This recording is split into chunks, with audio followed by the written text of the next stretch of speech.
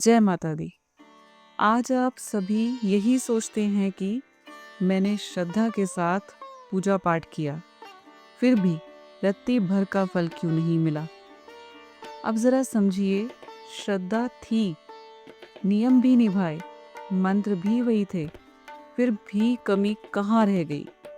कहीं ऐसा तो नहीं कि करने में कोई दोष नहीं था, बल्कि करने के पीछे जो आधार होना चाहिए था वही कमजोर रह गया।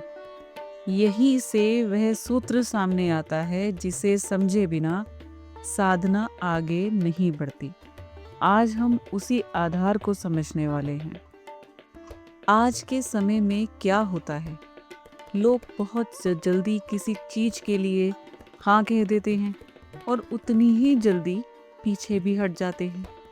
आज मन कुछ चाहता है, कल कुछ और, लेकिन संकल्प ऐसा नहीं होता। संकल्प मतलब मन से लिया हुआ पक्का निश्चय। जब आप कोई साधना, कोई मंत्र, कोई पाठ शुरू करते हैं और सिर्फ यूं ही शुरू कर देते हैं, तो कुछ दिन बाद मन सवाल करने लगता है, आज छोड़ दे क्या, कल कर लेंगे। लेकिन जब आप संकल्प लेते हैं तो उस समय आपका मन, आपकी सोच और आपकी अंदर की चेतना तीनों एक ही दिशा में खड़े हो जाते हैं। आपका ध्यान बंटता नहीं है। शास्त्रों ने संकल्प को बहुत ऊंचा स्थान दिया है। क्यों? क्योंकि संकल्प के अंदर एक अदृश्य शक्ति छुपी होती है। आप ध्यान से समझिए, एक ही काम एक आदमी बिना संकल्प के करता है और दूसरा आदमी संकल्प के साथ करता है। काम दोनों का एक जैसा है, लेकिन फल एक जैसा नहीं होता। क्यों? क्योंकि संकल्प आपके कर्म को ताकत देता है। संकल्प लेने का अर्थ यह है कि आप अपने मन और अपने कर्म को एक लक्ष्य पर स्थित कर रहे हैं। आप अपने आप से कह रहे हैं, अब इधर उधर नहीं, बस यही करना है। इसलिए मैं बार बार कहती हूँ, साधना का असली आधार संकल्प है।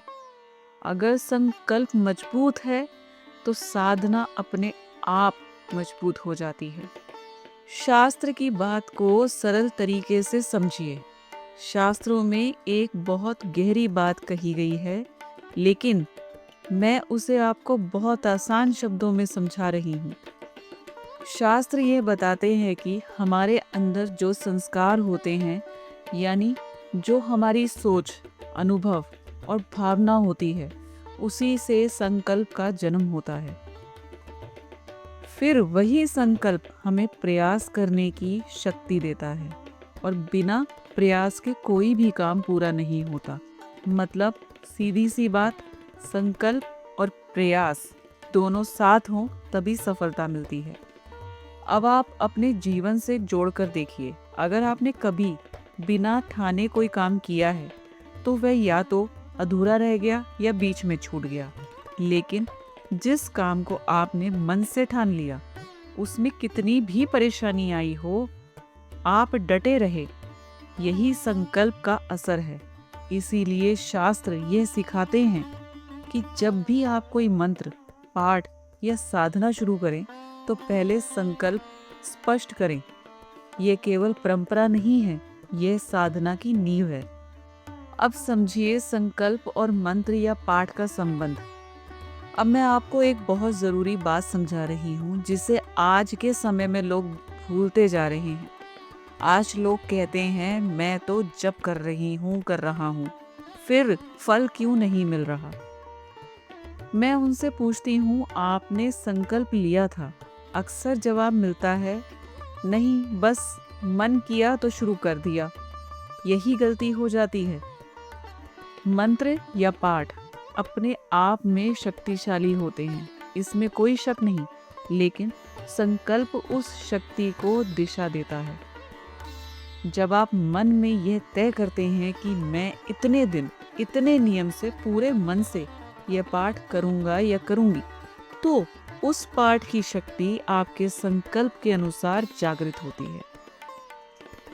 आप ध्यान से समझिए, बिना संकल्प के किया गया जप ऐसा होता है जैसे बिना दिशा के चलना, और संकल्प के साथ किया गया जप ऐसा होता है जैसे रास्ता तय करके चलना। इसीलिए कहा गया है कि संकल्प के बिना किया गया पाठ पूरा फल नहीं देता, लेकिन वही पाठ जब संकल्प से जुड़ जाता है तो बहुत प्रभावी हो जाता है। अब एक उदाहरण से पूरी बात समझ लेते हैं। मान लीजिए आप श्री सूक्तम का पाठ करना चाहते हैं। अब दो तरीके हैं। पहला तरीका, आज मन किया पाठ कर लिया, कल मन नहीं किया छोड़ दिया। दूसरा तरीका, आप बैठते हैं, मन शांत करते हैं और कहते हैं, मेरा नाम ये है, मेरे पिता का नाम ये है, मेरा गोत्र ये है। मैं आज से श्री सूक्तम का पाठ अपनी क्षमता के अनुसार 7 दिन या 11 दिन या 21 दिन या 51 दिन या 108 दिन, जो भी आपके लिए उचित हो, हर दिन इस समय नियम और श्रद्धा से करूँगा या करूँगी। अब आप खुद सोचिए, इन दोनों तरीकों में फर्क होगा या नहीं। जब आप इस तरह से संकल्प लेकर पाठ करते हैं तो मन अपने आप अनुशासन में आ जाता है। मन बहाने नहीं बनाता, और जब आप पूरे दिन पूरे होने तक पाठ करते हैं तो उसका असर आपको अपने जीवन में महसूस होने लगता है। तब आपको समझ आता है कि संकल्प केवल बोलने की चीज नहीं है, संकल्प साधना की शक्ति को बढ़ाने वाला आधार है। देखिए, साधना कोई जल्दी पूरी होने वाली चीज नहीं है। साधना धैर्य मांगती है, स्थिरता मांगती है, और यह स्थिरता संकल्प से आती है। जब भी आप कोई साधना शुरू करें, पहले अपने मन से पूछिए, क्या मैं इसे पूरा कर पाऊंगा या पाऊंगी? और जब हाँ कह दें तो फिर पूरे मन से संकल्प लीजिए। अब समझिए संकल्प लेने का सही तरीका क्या है। देखिए, बहुत से लोग मन ही मन सोच लेते हैं कि मैं ये साधना करूँगा या करूँगी, लेकिन शास्त्र ये नहीं सिखाते। शास्त्र कहते हैं कि संकल्प स्पष्ट होना चाहिए, बोल कर लिया जाना चाहिए, ताकि आपका मन उसे टाल ना सके। अब संकल्प लेने का तरीका बहुत साधारण है, कोई कठिन विधि नहीं है। सबसे पहले अपनी पहचान बताइए। जब आप संकल्प लें तो सबसे पहले अपने बारे में स्पष्ट बोलिए। आप ऐसे बोल सकते हैं, मेरा नाम, मेरे पिता का नाम, मेरा गोत्र। अब आप सोचिए, ऐसा क्यों कहा जाता है? क्योंकि जब आप अपना नाम और पहचान बोलते हैं तो आपका मन पूरी तरह जागृत हो जाता है। मन समझ जाता है कि अब यह बात टालने की नहीं है, यह मेरी ही जिम्मेदारी है। दूसरा कदम, दिन और समय स्पष्ट कीजिए। अब आप अगली बात बोलिए, आप किस दिन से और किस समय साधना करेंगे। यह बहुत ज़रूरी है। आप ऐसा कह सकते हैं, मैं इस मंत्र का जप प्रतिदिन संध्या के समय 10 मिनट तक 21 दिन तक करूँगा या करूँगी। अब आप ध्यान दीजिए, जब समय और अवधि तय होती है तो मन बहाने नहीं बना पाता।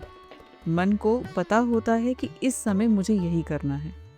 तीसरा और सबसे ज़रूरी, निष्ठा और श्रद्धा की बात। अब आप अपने संकल्प में यह बात ज़रूर जोड़िए, मैं इस साधना को पूरे मन से, पूरे नियम से, बिना भटके, पूरी श्रद्धा के साथ करूँगा या करूँगी। यह बात बोलना बहुत ज़रूरी है, क्योंकि यहीं से आपका संकल्प मजबूत होता है। इस तरह से लिया गया संकल्प शास्त्रों के अनुसार सही माना जाता है, और ऐसा संकल्प जल्दी फल भी देता है। अब एक सच्चाई समझिए, संकल्प को तोड़ने वाली चीज़ें। अब मैं आपको एक बहुत ज़रूरी बात बताती हूँ, जिसे जानना हर साधक के लिए आवश्यक है। जब आप संकल्प लेते हैं तो कभी कभी नकारात्मक विचार, आलस, डर या मन की कमजोरी आपके संकल्प को हिला सकती है। ऐसा होना कोई अनोखी बात नहीं है, हर साधक के साथ ये होता है। लेकिन शास्त्रों ने इसके उपाय भी बताए हैं। पहला उपाय, वातावरण को शुद्ध रखिए। जब आप जप या पाठ करें तो कोशिश करें आपका मन साफ रहे और जगह भी साफ रहे। नकारात्मक सोच से दूर रहिए, झगड़े, अशांति और व्यर्थ की बातों से दूर रहिए। शास्त्र साफ कहते हैं, शुद्ध मन और शुद्ध स्थान में की गई साधना कभी निष्फल नहीं होती। दूसरा उपाय, नियम और अनुशासन। अब आप ये बात गांठ बांध लीजिए, अगर आप समय बदलते रहेंगे, जगह बदलते रहेंगे तो मन भी डगमगाएगा। इसलिए तय कीजिए, हर दिन एक ही समय, एक ही जगह, शांत वातावरण में श्रद्धा से जप या पाठ करना है। जब आप नियम में बंध जाते हैं तो संकल्प अपने आप सुरक्षित रहता है। तीसरा उपाय, रक्षात्मक मंत्र और प्रार्थना। अब मान लीजिए आपको लगने लगे कि मन भटक रहा है या साधना में रुकावट आ रही है, तो घबराइए मत। ऐसे समय में आप रक्षात्मक मंत्रों का सहारा ले सकते हैं। आप सरलता से ओम नमः शिवाय या ओम ह्रीम क्लीम का उच्चारण कर सकते हैं। शास्त्रों में एक विशेष मंत्र बताया गया है जिसे शिव संकल्पम मंत्र कहा गया है। यह मंत्र संकल्प को दृढ़ करता है और नकारात्मक प्रभाव से बचाता है। इसके अलावा भी संकल्प की रक्षा करने वाले कई शास्त्र सम्मत मंत्र होते हैं। अगर आप उन्हें सही विधि से जानना चाहते हैं तो आप हमारी टीम से संपर्क कर सकते हैं। व्हाट्सएप नंबर विवरण बॉक्स में दिया गया है। आत्म सुरक्षा और ध्यान का उपाय। अब मैं आपको एक बहुत काम की बात सिखा रही हूँ। अपने संकल्प को दिन में 1-2 बार मन ही मन याद करिए, और अगर कभी ऐसा लगे कि कोई नकारात्मक प्रभाव आपके संकल्प को तोड़ना चाहता है तो तुरंत ये उपाय करिए। शांत बैठिए, गहरा ध्यान लगाइए और अपने संकल्प को 3 बार स्पष्ट शब्दों में दोहराइए। इसके बाद एकाग्र होकर 21 बार ओम नमः शिवाय का जप करिए। यह उपाय आपके संकल्प को फिर से स्थिर कर देता है और नकारात्मक प्रभाव को कम कर देता है।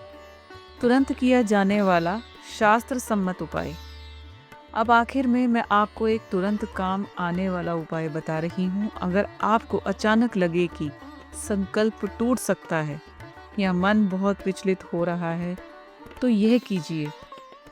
3 बार गहरी सांस लीजिए, अपने संकल्प और अपने उद्देश्य को मन में साफ साफ देखिए और जो भी मंत्र आपको मिला हो उसे 11 बार या 21 बार उच्चारित कीजिए। यह उपाय मानसिक और आध्यात्मिक सुरक्षा देता है और शास्त्रों के अनुसार सही माना गया है। अगर आप वह विशेष मंत्र प्राप्त करना चाहते हैं तो विवरण बॉक्स में दिया गया नंबर देखिए, मेरी टीम से संपर्क कीजिए, वहां से आपको पूरी सहायता मिलेगी। मेरी आप सभी के लिए यही शुभकामना है कि आपका मन दृढ़ रहे, आपका संकल्प अचल रहे और आपकी साधना आपको भीतर से सशक्त बनाए। जय माता दी।